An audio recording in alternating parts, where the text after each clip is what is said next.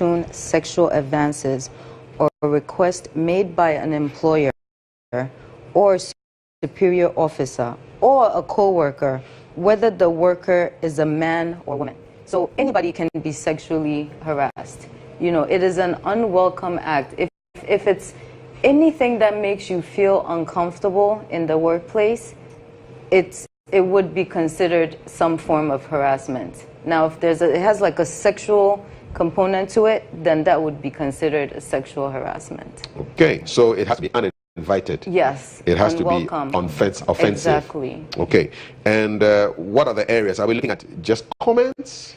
Or we're looking at conduct, we're looking at behavior? It's comments, it's behavior, it's physical touch, you know, even eye contact. The way in which you even address someone with your eyes can imply some form of sexual harassment. Sammy Stone on Facebook is saying there's a thin line between sexual harassment and flirting at work. Seth, would you agree with him? Actually, I agree with Sammy. Because there's no vast difference between flirting at work and sexual harassment. It's the same.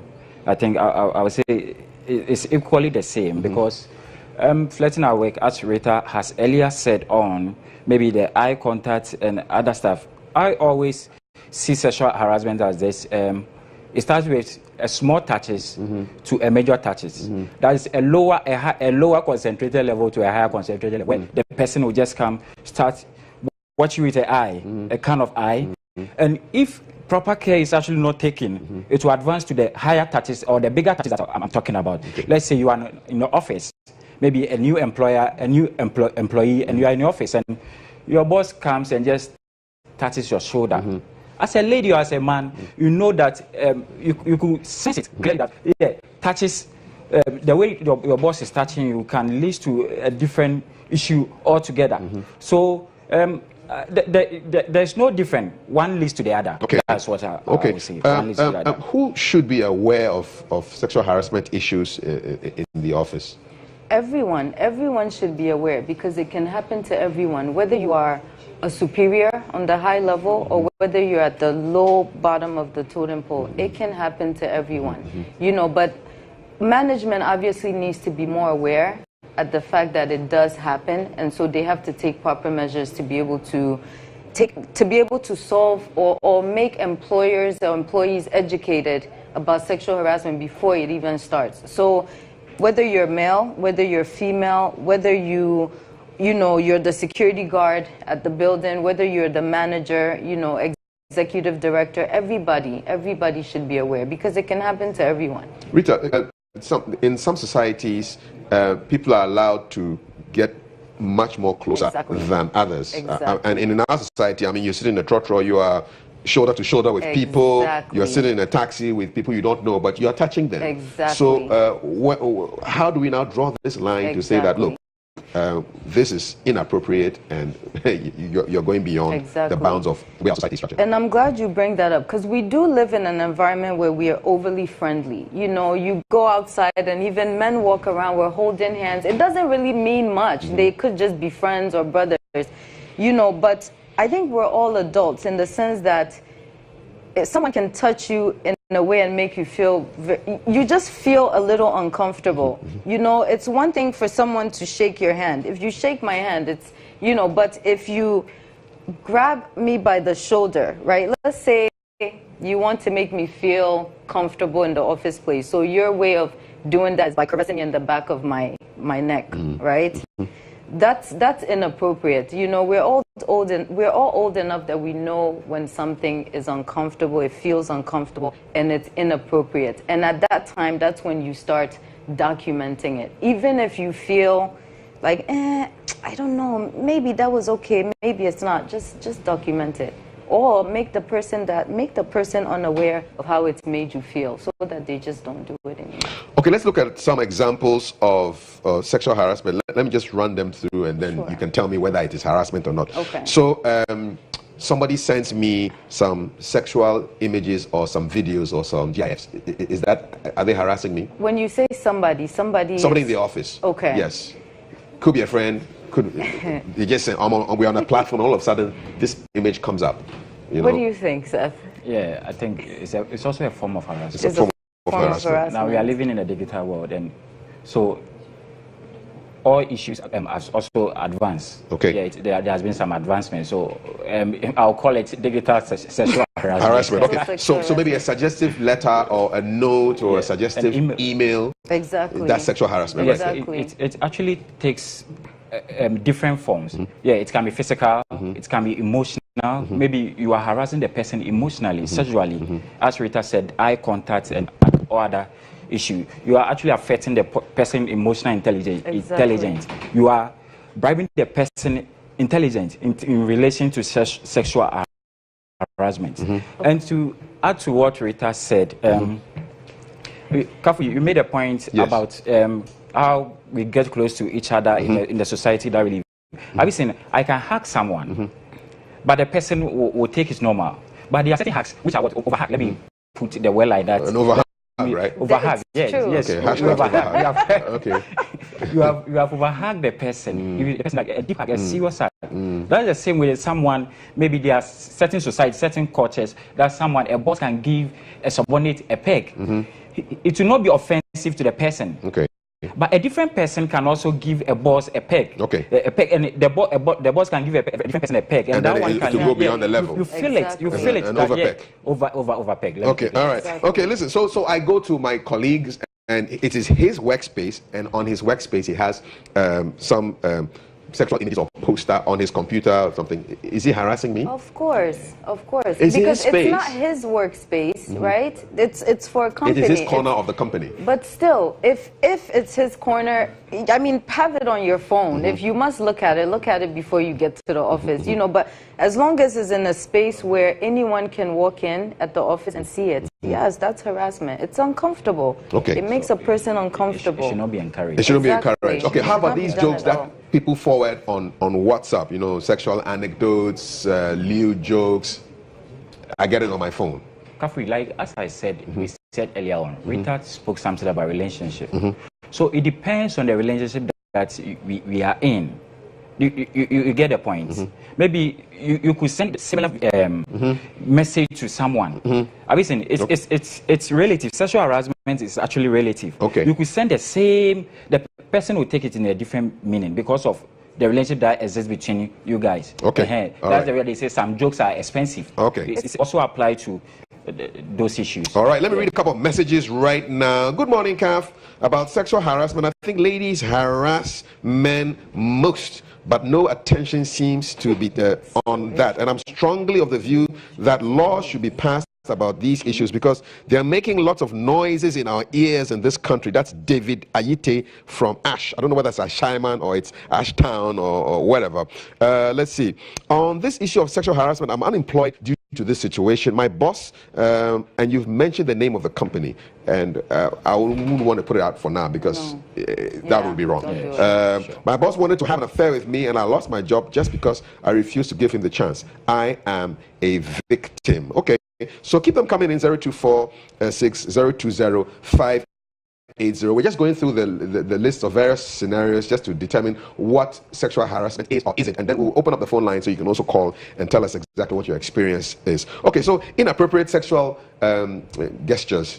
So back then when we were in primary school, somebody would shake your hand and then kind of scratch your finger. I know some guys who do that to girls and ladies, and that's harassment, right? Yeah.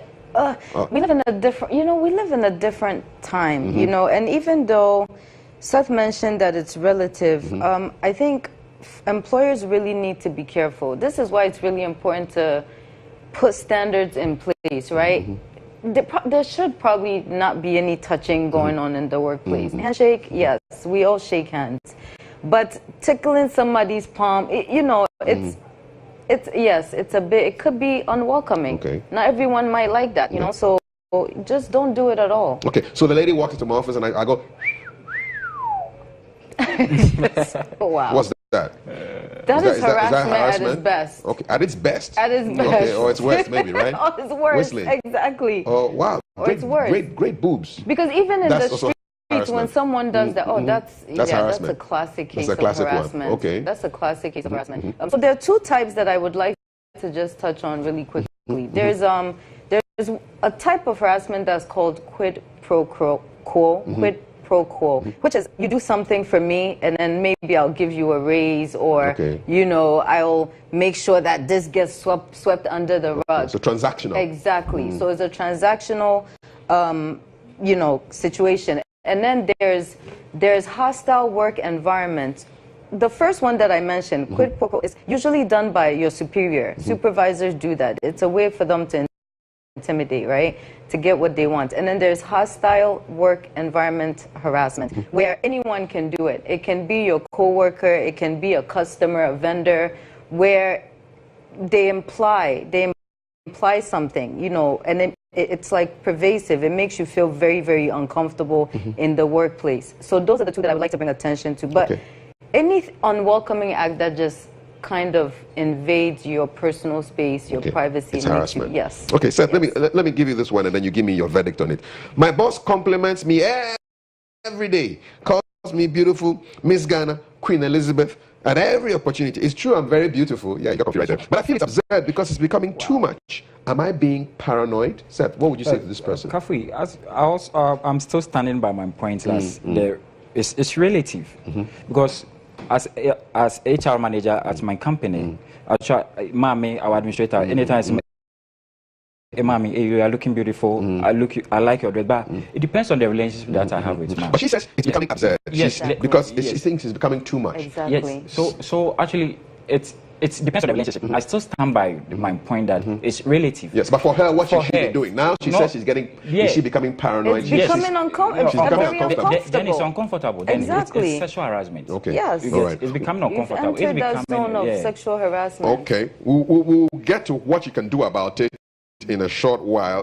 Let me give you a few more scenarios. So, inappropriate touching, rubbing up against people, taking advantage of maybe an elevator to now start misbehaving. Exactly. That's all wrong. Yes. Okay. It's all wrong. Okay. What else? Sexual questions. Hey, did you have it last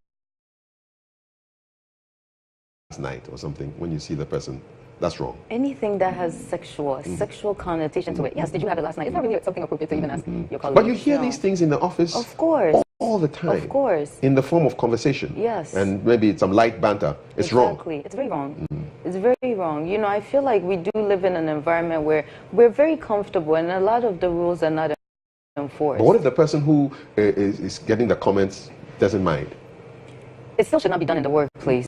Because just like the recent scenario, it starts to get uncomfortable after a while. It's not uncomfortable maybe the first time, but if you're not saying or doing anything about it, then it's going to progress. The person doing it, the harasser, is going to assume, well, you're fine with it. Let me push. Let me see what more I can get away with. Okay. Couple of comments coming in. 0246 020580. Kaf, my madam is married, but she wants me to have sex with her. Otherwise, I will lose my job. Wow. And you are asking, what should I do? So serious. Yeah, I think. What should he do? I think this one is very serious. Report it to her boss? No. Her husband? Kafui, I think this sexual harassment issue has gone beyond reporting. You get me? So now you report, here lies the case, madam is willing to sack you. Madam will sack you when you don't obey to his orders. So now in this case, before I come to the case, I suggest that in any organization or in any institution or in any corporate institution, we should have that ethics department and also counseling department. Who should I talk to in this situation? Who is going to help mitigate this issue? This is the CEO who wants to have sex with the guy. Exactly. Yes. So we have to also encourage. This sexual harassment issue is actually a social and national, a global issue. That I think we have to have ethics and compulsory counseling unit at every big organization. Okay. You get me? So that he will report the issue to the counseling department or the ethics department. Okay. So in this case, he shouldn't give in, but it's a very difficult situation. But I would advise him to actually ignore the offer, and since she is closer to the madam, he should find ways and means of. Can he gather evidence? Can he record her? Yes, of course. Of course. That's what I would suggest. You know, the first thing that I would do in a case of harassment is, of course, I will address the harasser and just make them aware that, okay, I think this is inappropriate. Please do not do it again. I will document it. If it continues to happen, I'll document it again. And like Seth said, I'll probably take it up with HR. It doesn't matter if it's a CEO, your supervisor, your superior. The company or organization you work for, when you first start working for them, you should know what the protocol is. They should give you some kind of employee manual or document to let you know that if A happens, this is the step to follow. Right. If B happens, and then you follow that. Okay. Kafui, yeah, quickly. Just quickly to add to this issue. One problem about sexual harassment is, in the law courts, the issue is the rule of the game is evidence. Sometimes it's very difficult to get evidence, to gather evidence to put up your case. You should keep his phone. Yes, there was an issue in Volta region some time ago. An issue in Volta region when a lady, one of the institutions, I would not like to mention the institution, where the lady was harassed. She was harassed by the boss, and because she didn't agree to it, she was being transferred to a village to go, and she said she would not go. On phone, a whole PR of the institution was defending the company, because company reputation was defending the CEO. In that, why is he doing that? Because the lady was not able to provide any, let's say, evidence. The rule of the game is evidence. And I think I also have an example at the Kafui Dey case, which the nurse also took. She was lucky, but took video of those. That was what said. Okay, let's go to the lines. And we have, I believe, a caller from Tema called Pokuya. Pokuya, good morning. Morning. Yes, what's your contribution on the topic of sexual harassment in the workplace? This is a very good topic to hear. I've been a victim for so many times. There was a time I just needed a transfer from my former place to another place. And the big man there was demanding sex just for transfer. And when I sent him off, he decided to transfer me to a place that I really regret to be myself. I took it to another big man outside the organization with another help. He also demanded the same thing. So I think this issue, organizationally, we have a lot. We have a lot. And it's about time we set challenges and procedures to guide us, because we, the ladies who find ourselves in the working class society, we go through so many of these challenges. It's your decision that to accept or let go. Thank you very much, Pokuya. Thank you for sharing. And keep listening, keep watching. You can, the numbers are on your screen. Just give us a call. Let us know. This is an interesting one. Please ask your guests whether makeup and perfume can harass others at the workplace, because some people are seduced by scents. Strong perfume. That's an interesting question there. First of all, it's like when you go for an interview, they ask you to just keep it at a very minimum. You do not want to throw so much perfume. I'm not saying that your makeup and the perfume you use should attract anyone, right? That's your preference. But for instance, if you work in the fashion industry where your job is to, make up and then spray, no one can come and harass you because of, so it shouldn't matter. No, it should not Check matter. out this one too. Can dressing in a particular way to work make other colleagues uncomfortable and be termed sexual harassment? This is Dave from Ashaiman. So the way you maybe read high slit or serious cleavage. Yes. Yes, and it should not be done. There's a reason why most workplaces have like a code of conduct. For instance, you're not supposed to wear low cut. If you're coming to the office place, wear suits, your skirts should be knee length. Yes, there's a reason for that. Okay. Because it's sexual harassment. Okay.